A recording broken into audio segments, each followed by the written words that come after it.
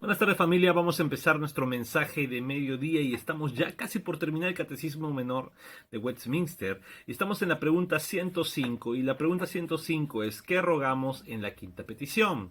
Estamos hablando sobre la oración.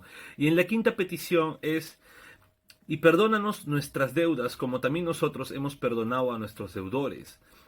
Rogamos que Dios, por la obra de Cristo, perdone gratuitamente todos nuestros pecados. Somos animados a pedir esto porque con su gracia somos capaces de perdonar sinceramente a otros. ¿Ok? Entonces, ¿qué le pedimos a Dios en la quinta petición? Que siempre esté perdonando nuestros pecados. ¿No? Ahora, esto no significa que Dios no nos haya perdonado ya todos nuestros pecados, ni que Dios no sepa qué pecados vamos a seguir cometiendo o vamos a cometer en un futuro, porque, como sabemos, a pesar que somos hijos de Dios regenerados, estando en este cuerpo pecador, aún podemos ofender a Dios. Aún cometemos pecados sin transgresiones que nos lleven a vivir en una concupiscencia de nuestro pecado, ¿ok? Sin estar revolcándonos en nuestro pecado. No somos practicantes de pecado, pero aún somos pecadores. Pero pecadores perdonados por la gracia de Dios. Y esta quinta petición, este quinto ruego es que el Señor nos perdone, ¿no? Y ahora, eh, me encanta cómo lo dice el catecismo, porque somos animados a pedir esto siempre, ¿no? Porque por la pura gracia de Dios también somos capaces de perdonar sinceramente a otros. No es que algunos piensan que nosotros pedimos perdón porque perdonamos. Señor, ¿sabes qué? Como yo estoy perdonando, perdóname. Y no es así. Rogamos esto y somos animados, ¿no?, a pedir esto. Porque por la pura gracia de Dios también hemos sido perdonados. Y por la pura gracia de Dios somos capaces de perdonar a otras personas. Por la pura gracia de Dios somos capaces de perdonar a otras personas, ¿no? Y vamos a leer Salmos 51, versículo 1, al versículo 2, luego el versículo 7 y versículo 9, ¿ok? Dice: Ten compasión de mí, oh Dios, conforme tu gran amor, conforme a tu inmensa bondad. Borra mis transgresiones, lávame de toda mi maldad y límpiame de mi pecado. Versículo 7 dice: Purifícame con hisopo y quedaré limpio, lávame y quedaré más blanco que la nieve. Y el versículo 9 dice: Aparta tu rostro de mis pecados y borra toda mi maldad. Aquí el salmista está hablando: Señor, perdóname, borra mi transgresión, borra mis pecados. No solamente, escúcheme, cuando habla de pedir perdón al Señor por nuestros pecados, no solamente está hablando de que nos perdone, sino que nos ayude a no pecar más. Esto no es un remordimiento. Uy, comí de más, ¿no? Estoy a la dieta y comí, ay, qué remordimiento, ¿no? Y el día siguiente me vuelvo a comer otra hamburguesa doble más. No, sino es un arrepentimiento genuino. Señor, te fallé, pero borra, no solamente borres de perdonarme, sino borra este pecado de mí, elimina este pecado de mí, ayúdame a poder luchar contra este pecado. Esa es la quinta petición, que nos ayude a luchar contra nuestro pecado, a mortificar nuestro pecado, como diría John Owen. ¿Ok? Daniel capítulo 9, versículo 17 al 19 dice: Y ahora, Dios y Señor nuestro, escucha las oraciones y súplicas de este siervo tuyo. Haz honor a tu nombre y mira con amor a tu santuario, que ha quedado desolado.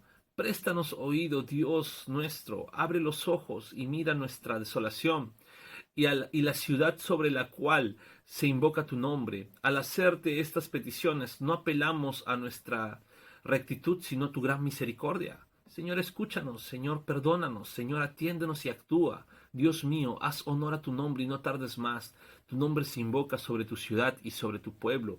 Aquí Daniel está pidiéndole súplica al Señor y le dice: no está apelando a su rectitud, o sea, no le está diciendo: Señor, perdóname porque empecé a ser recto, sino a su gran misericordia. Diciendo: Señor, perdónanos porque eres misericordioso. No porque estamos actuando tan bien o porque seamos perfectitos, sino porque tú eres misericordioso, Dios. Y esa es la actitud que debemos tener siempre cuando pidamos perdón al Señor. No, primera de Juan 1:7 dice la palabra: pero si vivimos en la luz, así como Él está en la luz, tenemos comunión unos con otros, y la sangre de su Hijo Jesucristo nos limpia de todo pecado. Miren, hay varias cositas aquí que debemos entender. Primero, vivir en la luz. O sea, el que vive en la luz es un hijo de Dios y por ende ha sido perdonado por el Señor. Pero no solamente basta, a ver, entre comillas, decir que vives en la luz, sino manifestarlo como teniendo comunión unos con otros. O sea, has sido perdonado por el Señor, ¿no? Hijo de Dios, perdonado. Cuando tú vives en la luz, o sea, te apartas de todo mal y vives en comunión en tu hogar, con tu familia, con tus padres, con tu madre, con tus hermanos, esa es comunión. Así sean imperfectos, pues tienes que vivir en comunión. Eso te hace vivir en luz. Vives en comunión en tu trabajo, con tus compañeros, con tu jefe, en tus estudios, con tus otros compañeros de estudio.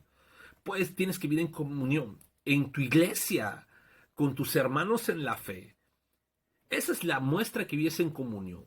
Y estos, pues, la sangre de su Hijo Jesucristo, el Hijo de Dios, nuestro Señor, Dios nuestro, pues nos limpia de todo pecado. O sea, esa limpieza no es que nos va a limpiar en un futuro, sino que nos limpia constantemente desde que nosotros venimos a los caminos del Señor. Entonces, esa es lo que tenemos que tener.